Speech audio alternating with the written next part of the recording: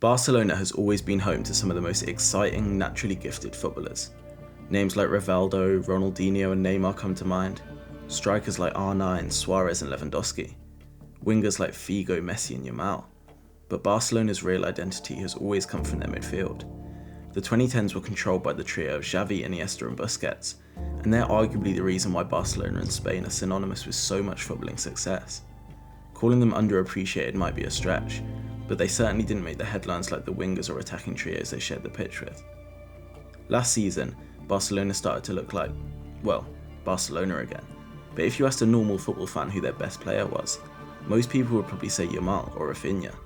Yes, they were amazing, but like in the 2010s, the real success of the team was built from the core. And at the centre of that core was arguably the most underrated player in world football right now.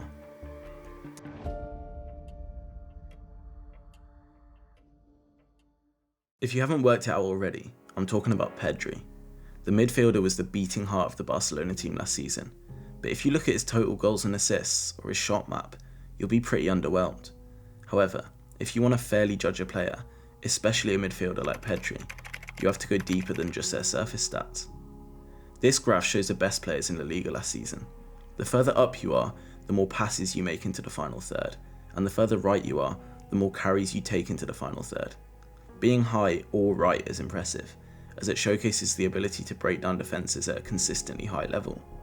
Notable names who can pierce a backline with a single pass are Kabasi, Alonso and Martinez.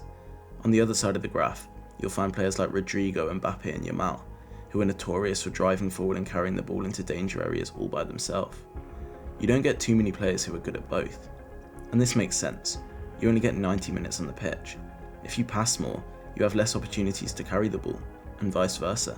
So when you find a player who can do both, like Valverde, Modric or De Paul, this shows how well-rounded they truly are.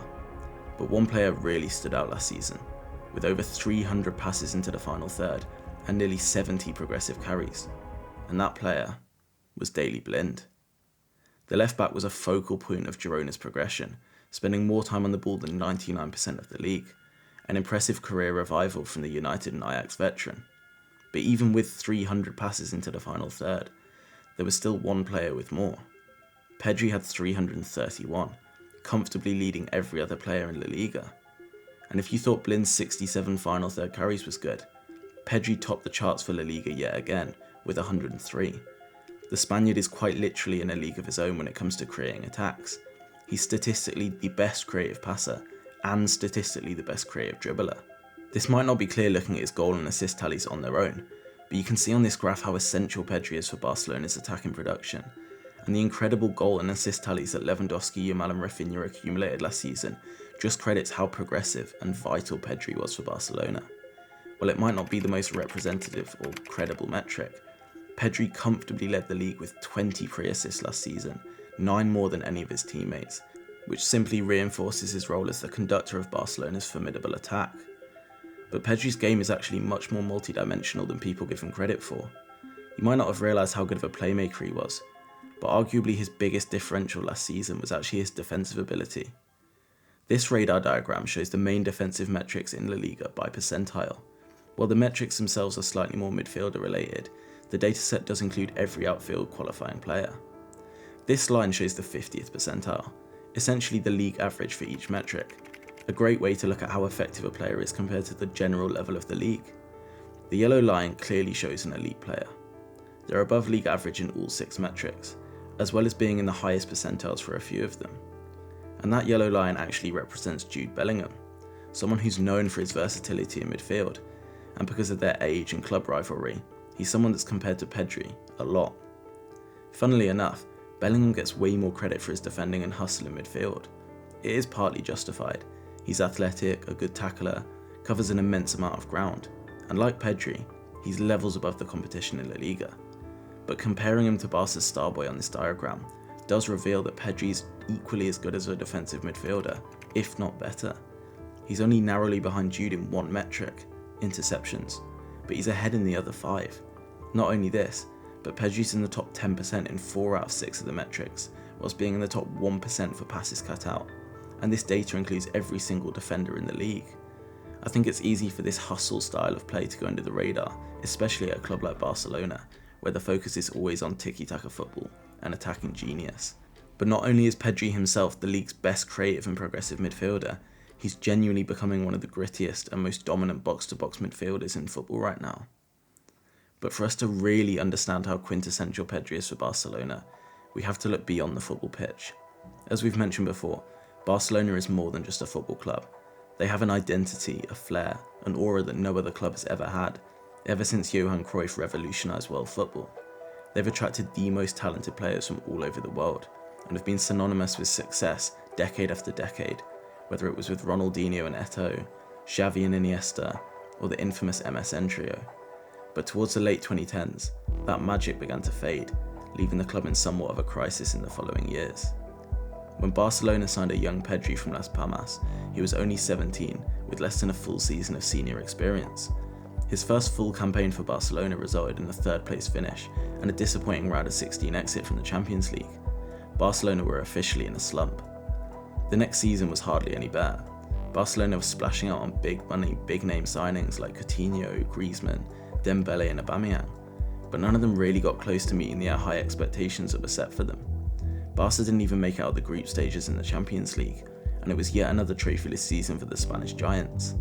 Up until then, Pedri had shown great signs of stardom, winning the Golden Boy Award and being named in the Euro 2020 team of the tournament. But in the 2022-23 season, he was finally trusted with a leading role at Barcelona. He started most games and had a breakthrough season in midfield, helping the club return to domestic success as they comfortably won La Liga. They failed to retain it the following year, thanks to a certain Real Madrid team. But in the recent 2024-25 season, Barcelona won La Liga title once more and had their most successful season since Messi was at the club. And now, at just 22, Pedri is one of the most decorated players on the current stage of world football.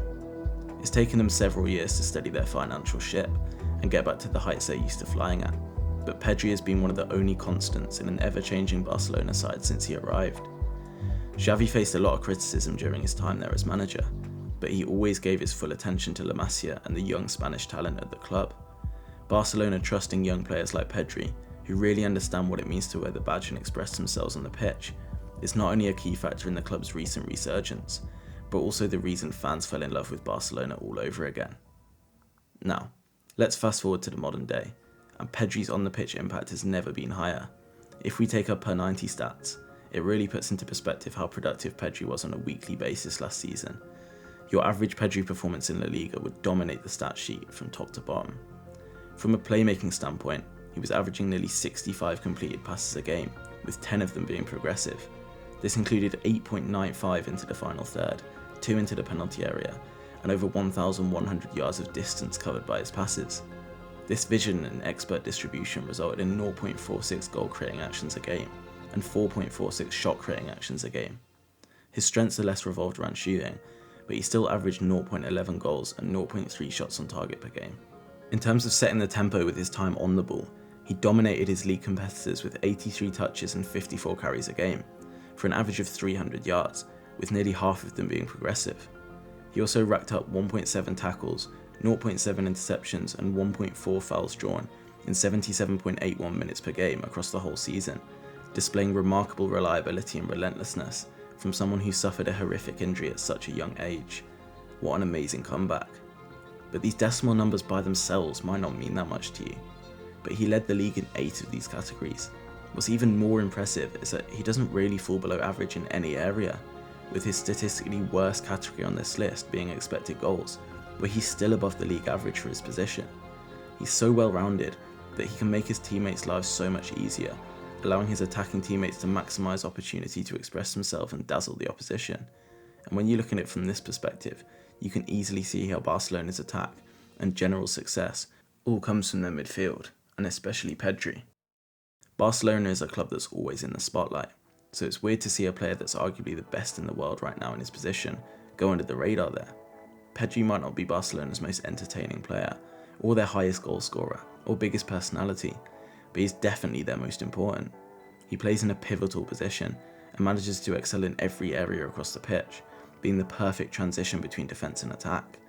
A team like Barcelona that plays such beautiful attacking football needs a reliable player at the heart of their operation to control the tempo of a game, and it's no surprise that they're rapidly becoming one of the best teams in world football. But if Pedri's fit into his on-the-pitch role wasn't perfect enough, it only makes sense that he's a Spanish youngster who's been at the club since he was 17 and idolises Andres Iniesta.